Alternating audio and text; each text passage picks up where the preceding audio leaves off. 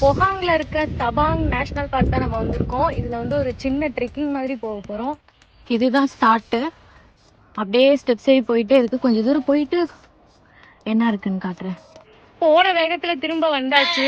பயங்கரமான வெயில், பாதி தூரம் கூட போக முடியல. ஏன்னா இதுக்கப்புறம் வேற ஒரு பயங்கரமான விஷயம் நம்ம பார்க்க போறோம். அதுக்கு வந்து 700 ஸ்டெப்ஸ் ஏறணும் ஆக்சுவலி.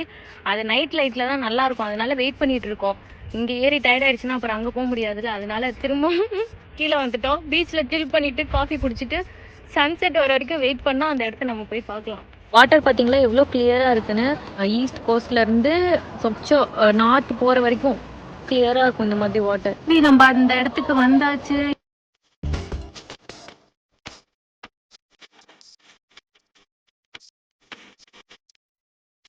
ஆக்சுவலி ஹைட் அவ்வளவா இல்ல, ஸ்டெப்ஸ் தான் அதிகமா இருக்கு. தூரத்துல இருந்து பாக்குறப்போ ஹைட் அதிகமா தெரிஞ்சது. இப்போ ஹைட் அவ்வளோ இல்ல, ஸ்டெப்ஸ் தான் நிறைய இருக்கும் போல. வியூ இப்படிதான் இருக்கு.